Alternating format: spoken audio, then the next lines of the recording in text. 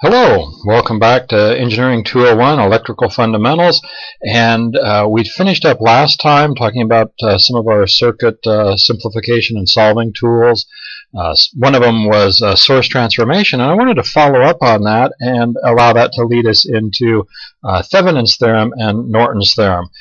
And we'll talk mainly about Thevenin, and then we'll see that certainly Norton's is related. But what Thevenin's theorem says is that you could take any ugly combination of circuit elements. Let's say that we have some independent sources, and maybe we have some dependent sources, and resistors, and all kinds of different things in here.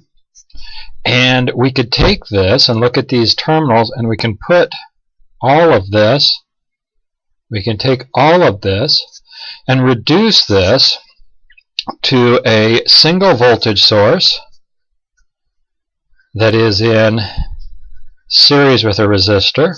That would be a Thevenin model.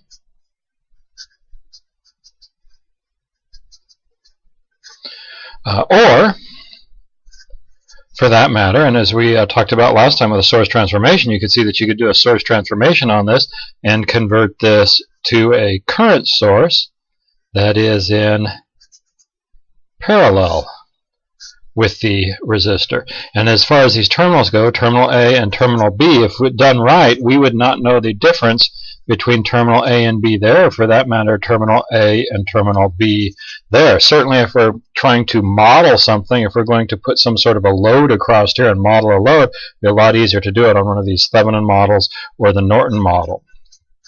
Now, where do we get the values here? Well, this is R Thevenin, and this would be R Thevenin, and then this is essentially V Thevenin, and this is I short circuit, where our V Thevenin is essentially our V open circuit. So if we look at the open circuit voltage across there, that's what we're talking about. And I short circuit, if we were to come in here and short this out, then you would have some short circuit. So that's your short circuit.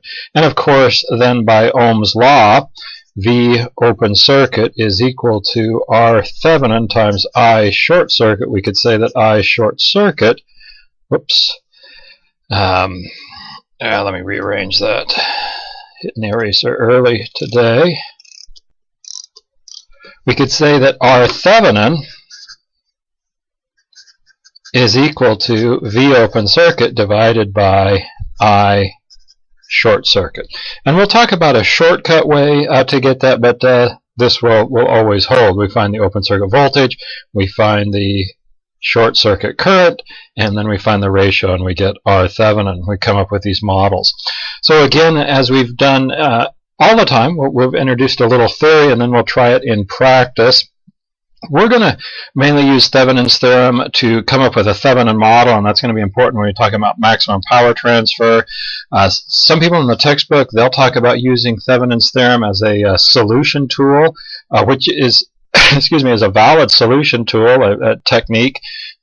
You certainly saw using source transformations as being useful last time, but I'm not going to concentrate so much on that. I want to think of it more as what it gets us in terms of a model if we then want to use this model to predict maximum power transfer or something like that. So that's where we'd be going with this. So let's try this example here. So someone has given us this circuit, and we would like to come up with the Thevenin model for terminals A and B. Okay, so we'd like to come up with the Thevenin model for terminals A and B. So the first thing we need to do is we need to find the voltage across here. So if I talk about V open circuit, I have to try and figure out what that is going to be. Well, we could probably do a quick node analysis on it and talk about different currents. Maybe I could talk about this current here, I1, and this current here, I2. Now we've got the 3 amps there, and there will be, if this is open, there is no current there, right?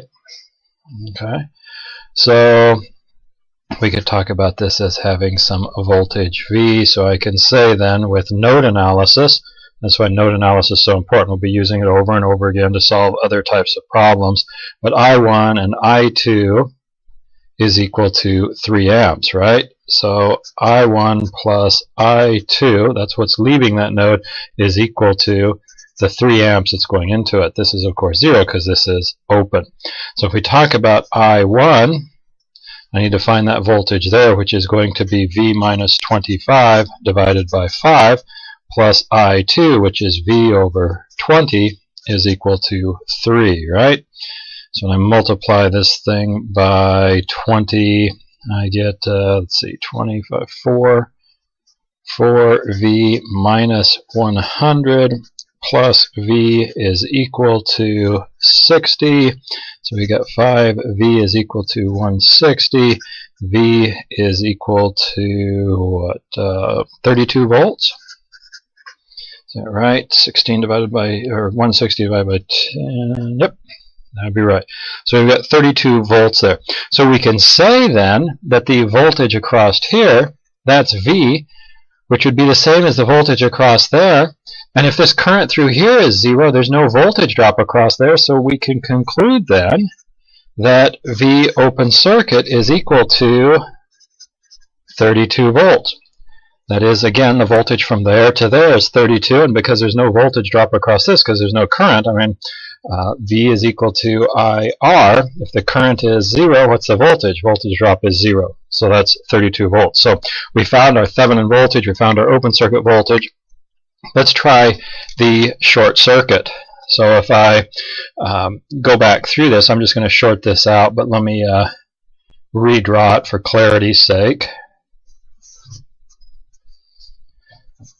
So 25 volts.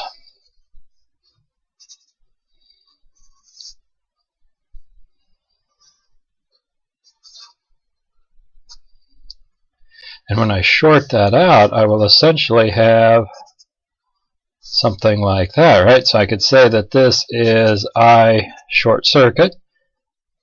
This was 3. This is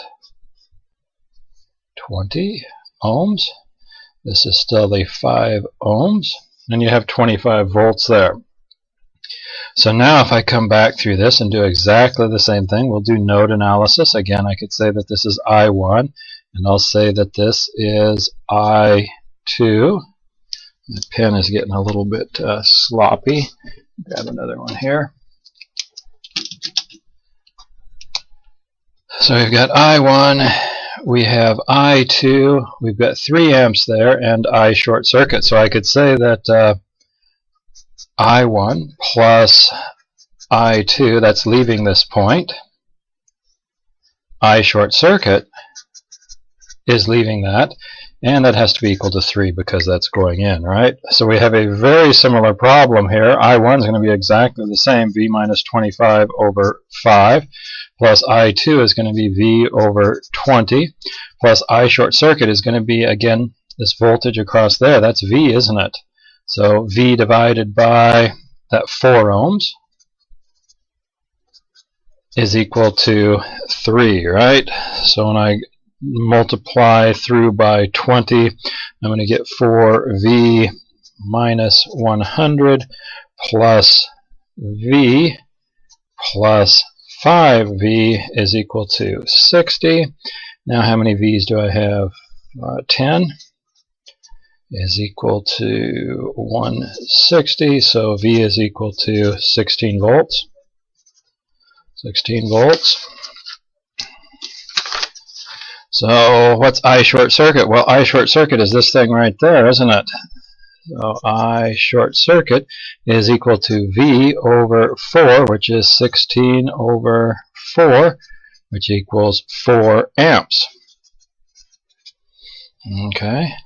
So I could combine this I short circuit and this V open circuit and say putting this and this together, we saw that R Thevenin is equal to V open circuit divided by R short circuit. So R Thevenin is equal to V open circuit divided by I short circuit, which is going to be 32 divided by 4, which gives me what? 8 ohms. So I've got 8 ohms there. So now I could take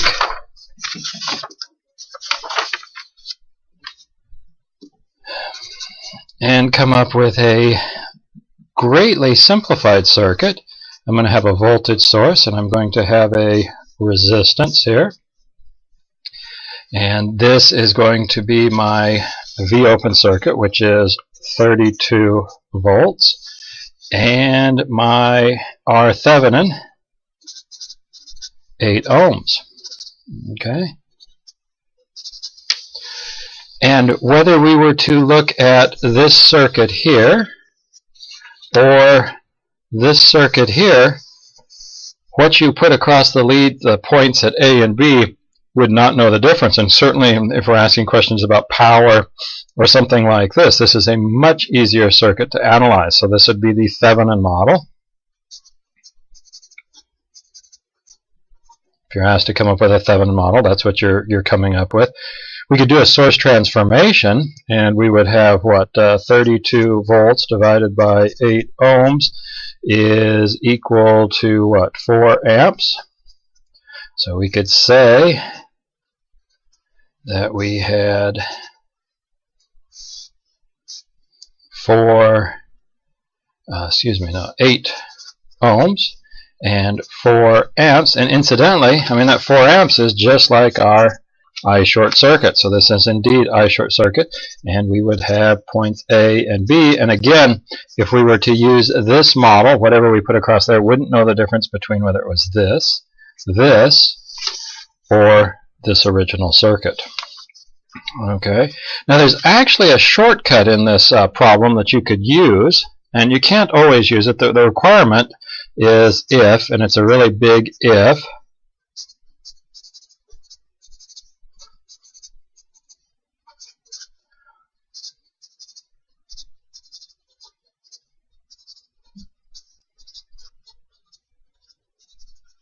If there are no dependent sources. So what you cannot tolerate are diamonds. You can't have diamonds like that. You can't have diamonds like that. As long as you don't have those, as long as you don't have the diamonds in your circuit, you can use a shortcut. And the way that shortcut is you short the voltage sources.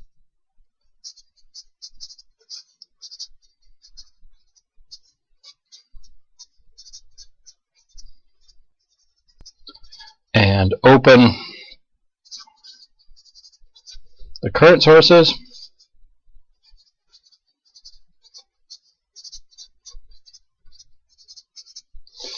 And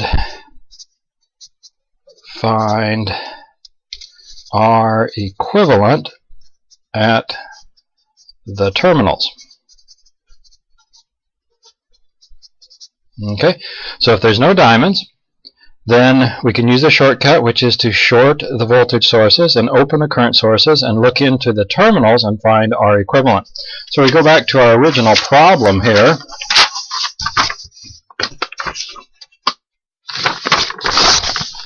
Looking at the original problem, we have no diamonds, so we could use a shortcut on this.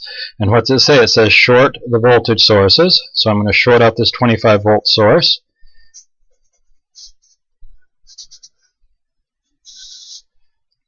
And then what do we do to the current sources? Those are just going to be open. And there's A and B. And I'm going to look back into those and ask what is the equivalent resistance. Okay, so this is 5 ohms. This is 20 ohms. This is 4 ohms. There's where the current source was. That's open. There's where the voltage source was. That's closed. Okay, so what do we have? We have 5 in parallel with 20. So, is that right? Yeah, 5 ohms in parallel with 20 ohms, which is what, product over sum gives me 4 ohms, product over sum. And then, that turns out to be 4 ohms. That's now in series, so we'd have that the R equivalent is equal to 4 ohms. That's what we got from this, 4 ohms, and then plus that one, the other 4 ohms, because those are in series, is equal to 8 ohms. So it should not surprise us that we came up with 8 ohms. And the nice thing about this shortcut is now we don't necessarily have to find both V open circuit and I short circuit. If you find one of them, you can, with the shortcut, find the other one. Had we found V open circuit and used the shortcut to get this, then we just do a source transformation to get this. Or had it was easier to find I short circuit and we used then the shortcut, we could use a source transformation back over there. So this is a really nice shortcut to have. If someone comes along and puts a diamond in your problem, you cannot use it. So it's important that we understand how to do this, the long method or the old method or the painful method, however you want to describe that. Well, let's try another problem.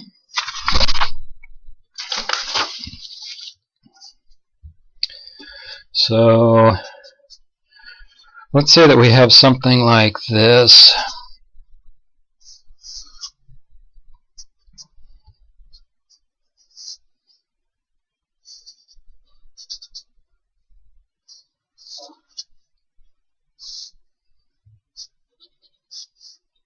And there's our terminal A, and there's our terminal B. And we'll say that we have, let's see, plus and minus. We'll take this minus and plus.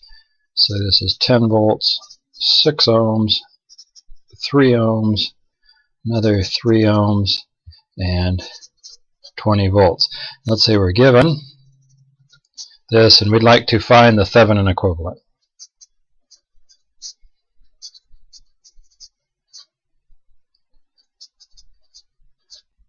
Okay, and once we get the Thevenin equivalent, maybe we'll go back and look at this and see, hopefully, how it's the same. So, could we use the shortcut on this? Yeah, we can use the shortcut on this. So, we can use shortcut.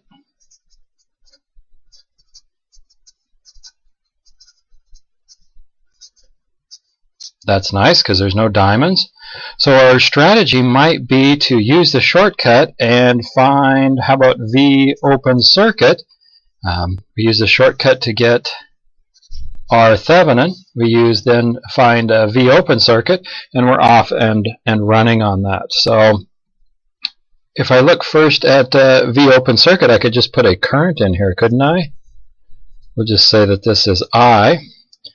So if I start here, I gain 20, so I'll just say minus 20 plus 3 times I plus 6 times I, and I'm going to gain there. So as I come around this way, I'm going to gain there, so it's minus 10, because back to my starting point is equal to 0. Now some people might say, well, hey, isn't there a current over here? Well, I is equal to 0 here if this is open, right?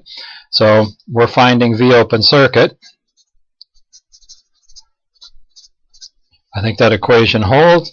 And what do we have? We have 9I is equal to, let's go to the other side, as 30. So we're going to have I is equal to 30 over 9 amps. We're not interested in I. We want the voltage across here, don't we? We would like to find V open circuit. So what's V open circuit going to be? Well, it'll be the voltage there, which would be minus 10. Because from, if I start here or here, from there to there is minus 10. And then I'm going to go up, this is going to go from positive to negative, so it's going to be positive I times 6. And that gets me to that point. Now, is there any current through here? No, we said the current through there is 0, so there's no voltage drop across there when this is open, so the 0 voltage there is 0, so you could put this in as 0 if you wanted to, and that now gets me to the voltage out there. So if I plug this in, I have minus 10 plus I, which is 30 over 9 times 6, which gets me what? That's going to be 33, should give me 10, shouldn't it? 20 less 10, yeah. Let me check my hand math here.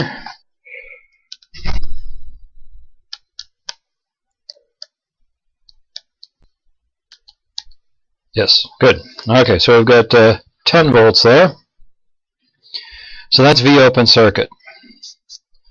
Now we don't have to do a short circuit. I mean, we could if we wanted to, but since we can use the shortcut, we can just get our Thevenin directly. Remember, we're going to short out the voltage sources, aren't we? Isn't that how we do that? We go back and we short the voltage sources. So the shortcut's going to look something like this. Short out that voltage source. Short out the second voltage source. Get something like that. 3 ohms, 6 ohms, 3 ohms. I've shorted out this one, I've shorted out that one, and I look back into here and ask what is the equivalent, because that's going to be equal to our Thevenin. Well, I have 3 ohms in parallel with 6 ohms. Product over sum gives you 2 ohms, or inverse of the sum of the inverses. And then I have to take 2 ohms and add it to 3 ohms, which gives me what, 5 ohms?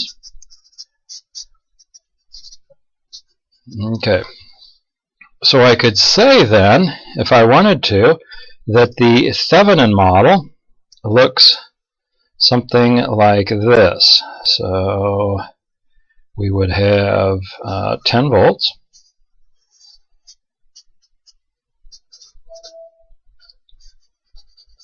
With 5 ohms. That's the Thevenin model. And if we wanted to go further, we could actually talk about the Norton model if we wanted to. Let's see, so this is the Thevenin. Norton. How do I get the Norton? Now we're going to take the current source and put it in parallel with the resistor. Again, we have 5 ohms there.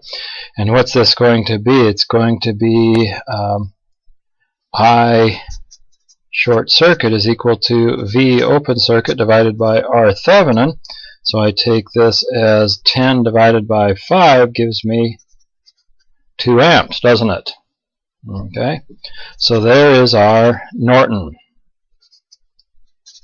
And what I thought I would do is I'd just come along and maybe put we could put a 5 ohm resistor in there. Should keep the math fairly easy. So let's try this. So we've answered the question. We have the Thevenin. Okay, Thevenin. We've got the Norton. But if I wanted to maybe see if it really is the same, so let's try this. So let's look at the power dissipated in a 5 ohm resistor. So I'm going to set this thing in here.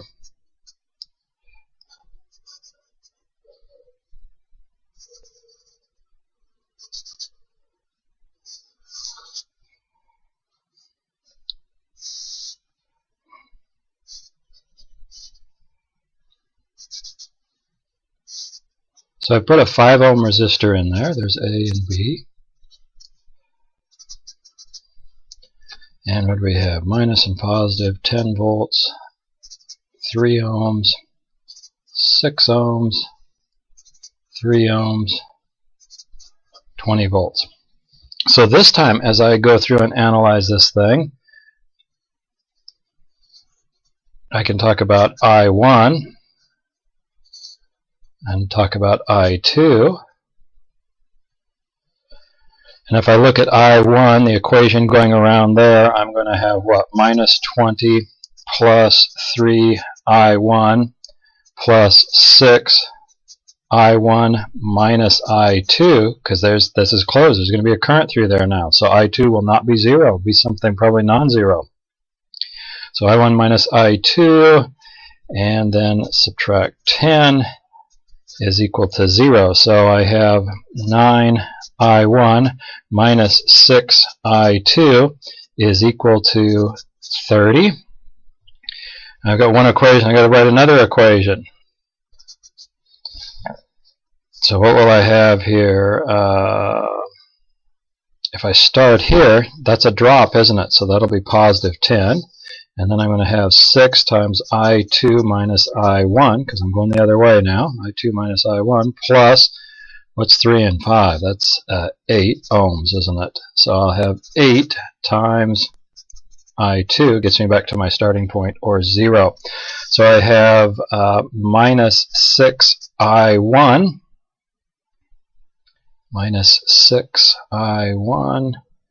plus 14, 6 and 8, 14, I2 is equal to minus 10, right? Now, okay.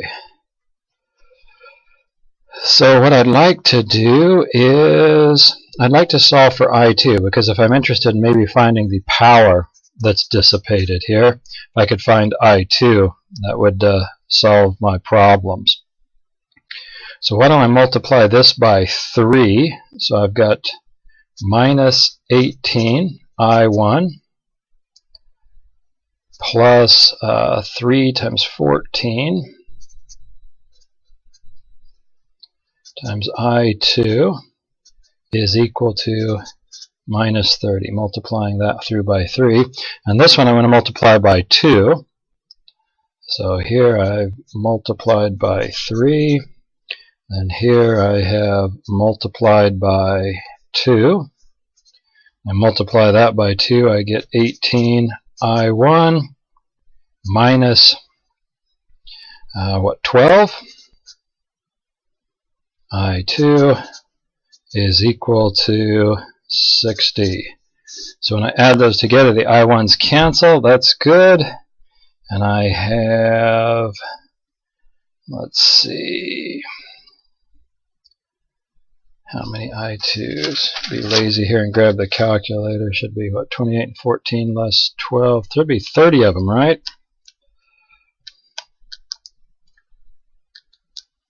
Yeah. 30 I2s is equal to, what are we going to have here? 30. So I2 is equal to 1 amp. So I could get then, if that's 1 amp, I could say that their power is equal to I2 squared times 5 ohms, which is 1 squared times 5 ohms, which gives me 5 watts. So that's in the original circuit. Now if I go back and I look at the Norton or the Thevenin,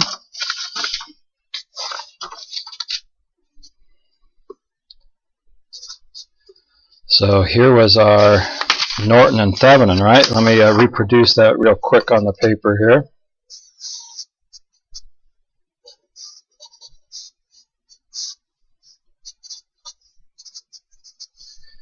And our Thevenin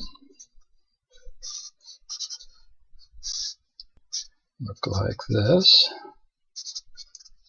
Okay, so there was our Thevenin, there was our Norton. I've just reproduced those.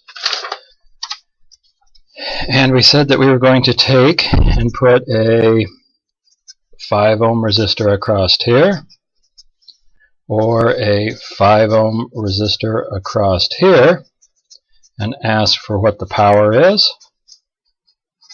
or likewise here, what the power is.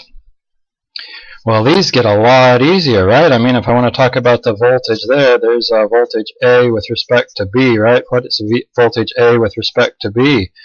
Well, it's going to be 10 times 5 divided by 5 plus 5, right? Which is just half. That's just an even split, 5 volts.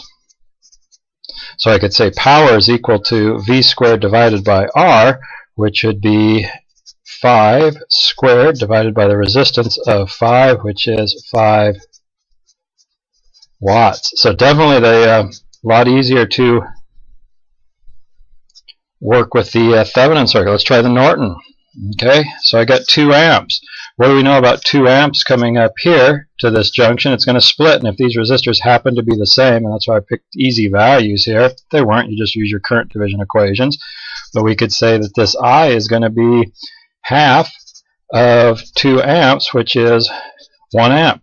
Have we seen that 1 amp before? Yeah, we have, haven't we? Right there. For that matter, if I2 is equal to 1 amp, what was VAB? Well, it was 5 ohms times 1 amp. 5 ohms times 1 amp, which was, what, 5 volts? Have we seen that before?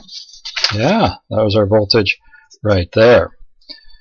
So I think this is going to work out well for us. So we could say that power is equal to the current squared times the resistance. So I'm going to say 1 squared times 5 ohms, which gives me 5 watts. Okay, so you can see this is good practice to do this in the original circuit. We came up with an answer. We tried it in the Thevenin, we got the same answer. We tried it in the Norton, we got the same answer. So again, this would not be a proof, but a demonstration. And certainly, hopefully makes it easy for us to realize that these are a lot easier circuits to work with. If we wanted to put a variety of different values, I would very much want to do it in this circuit or this circuit rather than the original circuit. Well, where we'll go next is we'll continue practicing on these, try some of them that have those diamonds in them, get used to that, and also talk about maximum power. Because the question might come up is, what resistance can you put in here to get maximum power transfer? If your resistance is too high, your current goes down, but if your resistance is too low, your voltage goes down. So we'll talk about that, and that's where we'll go next time. Thank you for watching, and take care till then.